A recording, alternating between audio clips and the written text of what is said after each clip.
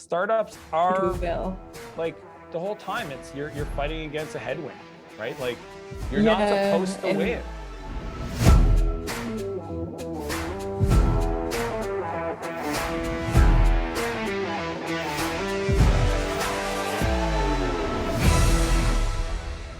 What is up, Anne? How you doing today? I'm doing great, thank you, and thanks for having me. I'm delighted to I'm excited. to have this opportunity. Yes, well, I'm excited. Why don't we start off with you sharing what your startup is and then the story. But like, if we just think about like, what's the product called? Who do you serve and how does it work? How would you answer that? Yes, so we're building MyGenation, which is a metaverse for work to help remote and hybrid teams to thrive and to help their managers manage with empathy, basically. So metaverse for work, is this kind of like a virtual workspace? Correct, indeed. A digital office.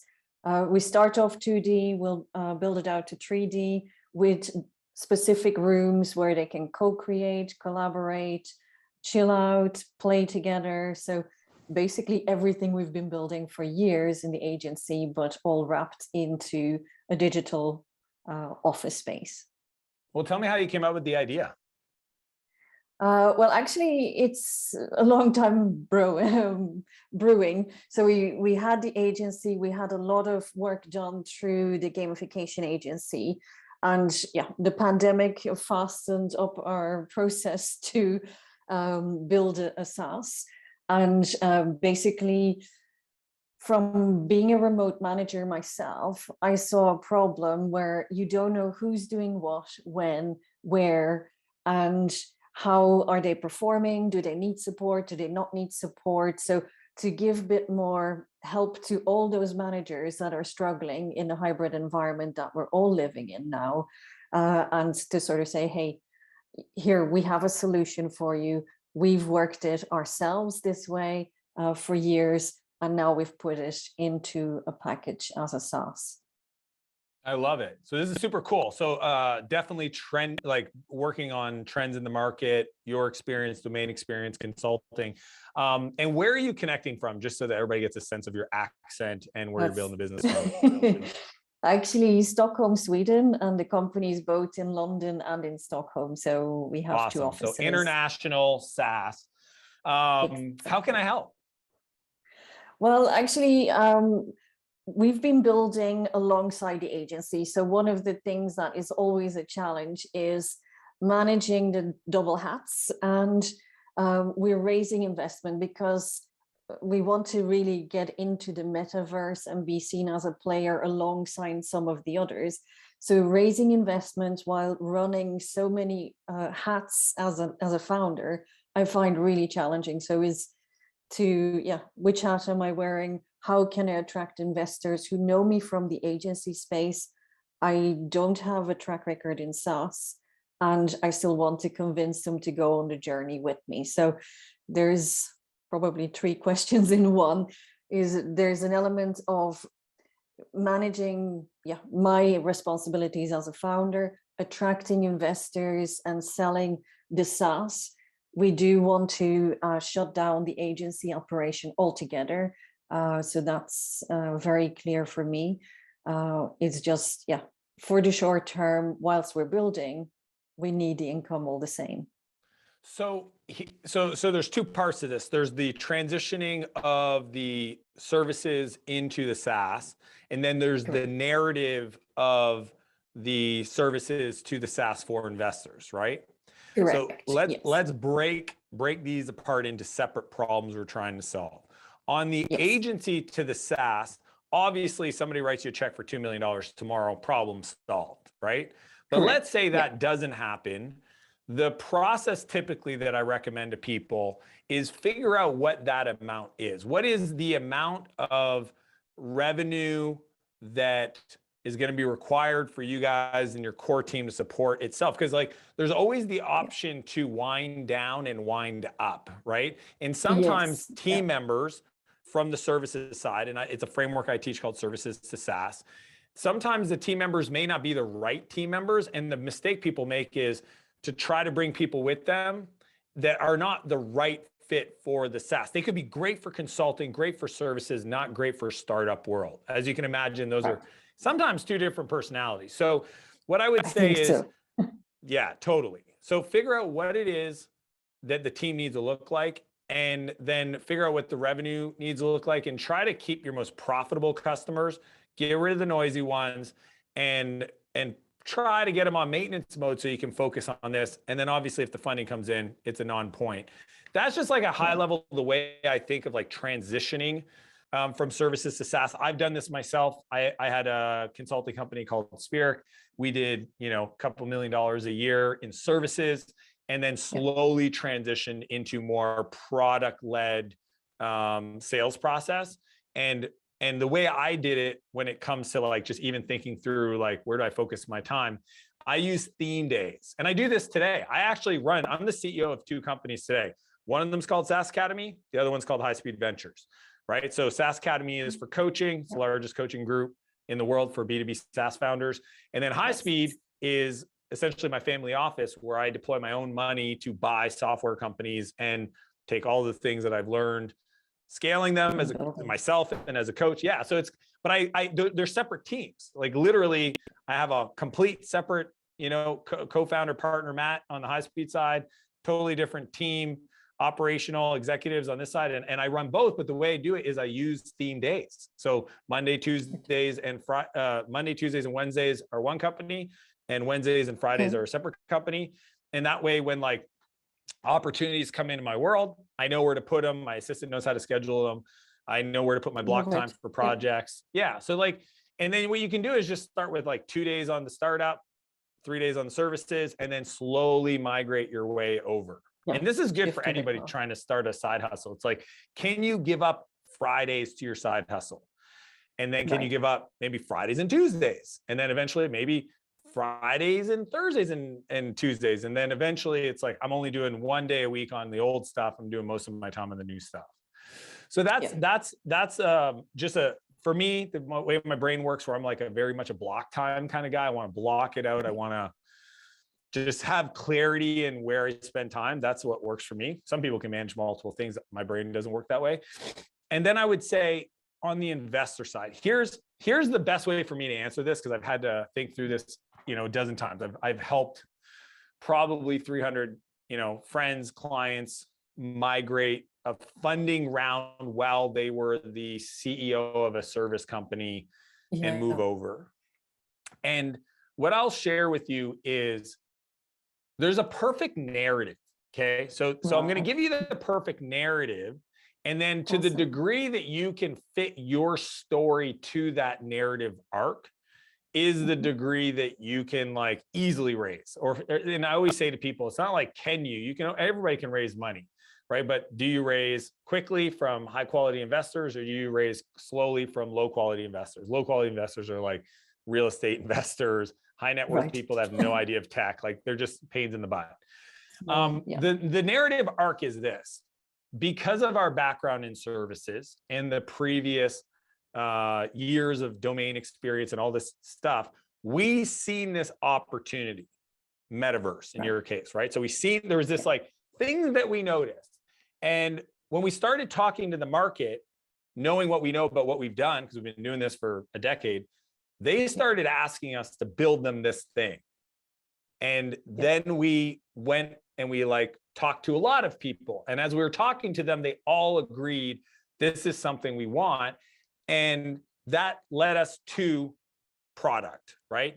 Or early commitment, or sign contracts, or like insert the thing it led you to. But it's like, because we were in this world, we saw this thing that told us we should try to figure out if there's a there, if the dog, what is it, right? And we built this thing, and now with this thing, we're showing it to people, and they're just blown away, and they want it. And that's the reason why we're raising capital.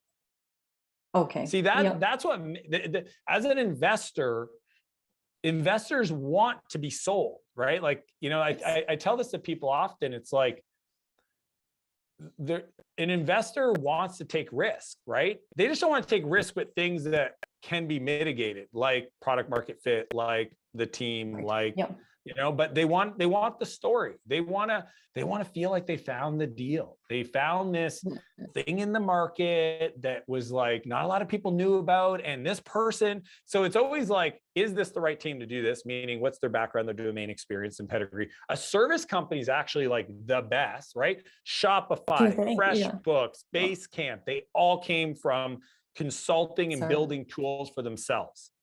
Like pretty much, most people don't know this. I would say, if I had to guess, 60 to 70% of SaaS companies were built and pulled out of consulting, because it's in consulting. That's why when people say you can't pre-sell enterprise, every day, I'm making this number up, but it's probably like $50 billion a year of custom software is built. Custom software is pre-selling, right? When Procter & Gamble hired Tata Consulting to build a custom ERP solution that does this unique thing that they can't find in the market, that's pre-selling. Because if you were any company that had a product that was going to do what Tata said they would do, or got paid to spec out, and your product did that for a fraction of what this consulting company is going to charge, you could have got the contract. So to me, it's actually a really great story to say, position. We know how to do this. We've been doing this, and we're going to go build this. And we already have an audience and a market and all that stuff. So, and I think, I don't think there's any negative to it. Like, I think there's an undertone of the question that says, well, are investors wanting to fund a services company that's got this SaaS? And 100%, like, I would love that, because I know that, like, I was looking at a deal recently, and the founder got paid, I think it was like 400 grand in the last year to do the script that he built to manage infrastructure as a DevOps SaaS company. He got paid 80 grand a client to deploy the script. And he's saying, hey, I'm just taking this thing and making it available in the cloud. And then people don't have to pay me 80 grand. They can pay me $1,000 a month to do the thing. Like, he just proved that there's a market there by the consulting. So that's where I think investors will 100% support that. Yeah, because I mean, we have found a few investors, but we're nowhere close to what we require to basically get the service part to close and move everything forward. But and don't underestimate customer financing. Like, to me, as you know, we've been working together for a while in my growth accelerator program. Thank you. No, it's been super fun seeing you show up and like continue to pivot and iterate. To me, like, it's been a journey and a half, I have to say. Well, that's normal. Like, that's the entrepreneurial journey, right? I think finding customers that have the pain, that are willing to pay a premium to have early access to something, that's the most beautiful form of funding you can find, right? Yes. And that's the way I've always done it. Because it's why I always tell entrepreneurs, if you want to start a business, the best business to start is an events business. And the reason why is it costs nothing to get started.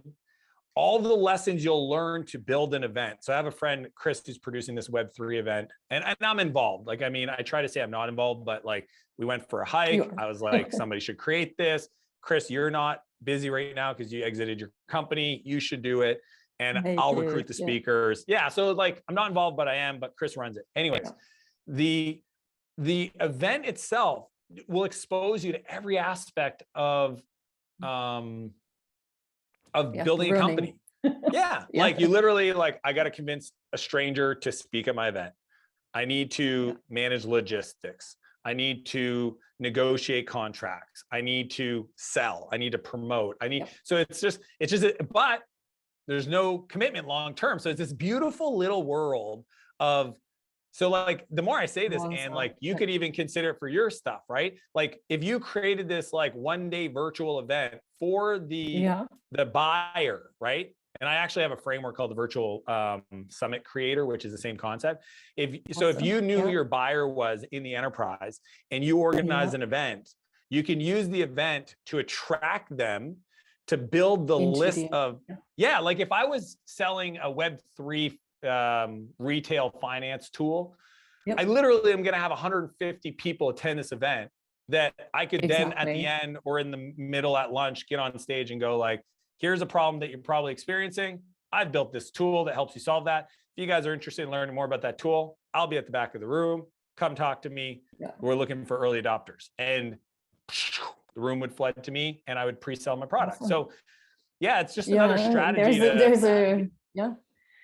And that is through. something that I could do because I have a history in speaking. So I definitely think that's that's a really fantastic opportunity and hosted on the platform we're building. Maybe. Yeah.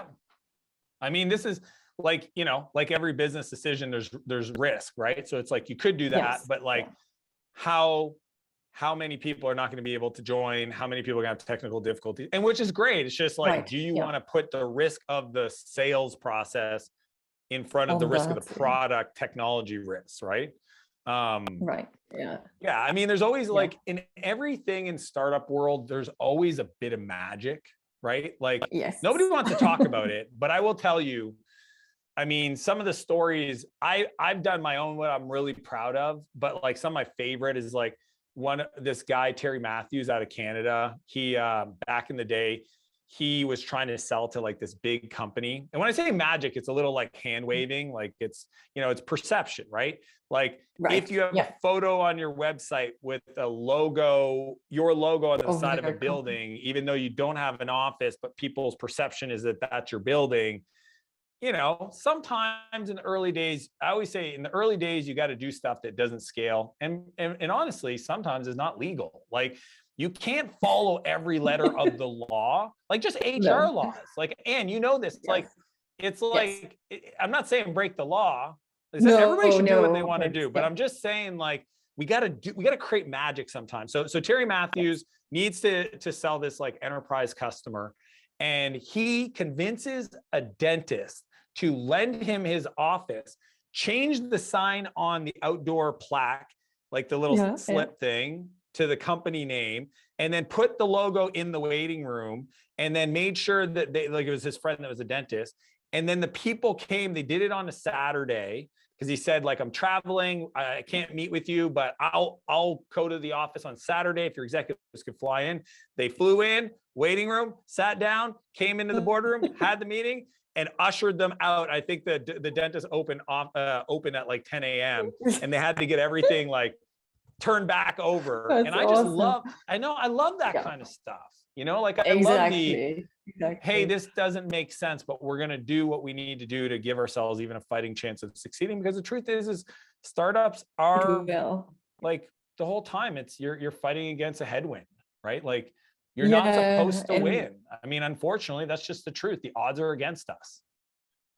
You really think so? Yeah. I mean, I have to say the last 2 years have been basically an exercise in resilience, in pivoting from, yes, this works. No, we don't get traction. Next part, we don't get traction. So it's part of learning when to spot the signs that something's good enough. And with this one, we finally have a lot of interest, probably also because it's a metaverse, which is totally topical right now. But it's actually what we've been building all along. It's just packaged differently so that we're hitting the team manager rather than the HR person, which was great advice you gave me at when we met in Canada. So that maybe the person with the purse is not HR. Turns out that's not HR. So totally good advice. So the lower hanging fruit is actually the team lead. But you made a good point. I want, as we wrap up, I want everybody to hear this, is people need to understand that it's the entrepreneur's decision on how we package something, right? Yeah. And sometimes people take too long to do this, and they just feel because it's hard, I'm supposed to do it, and it's hard. There's also this concept of like being pulled into a market, like, and this is why I've always loved about living in San Francisco for 5 years, was on a daily basis, I would get to practice my perfect intro. My buddy Clay taught, and I teach all you guys, or just your elevator pitch, like dozens of time. And because you have dozens of time to practice, by the second and third week, it's pretty good because you're tweaking. You're saying, we do this for this. It's like, oh, that didn't work. We do this for this. Oh, okay, that makes sense. And then how does that work? Well, it works like this. Didn't understand it. It works like this. It's kind of like that.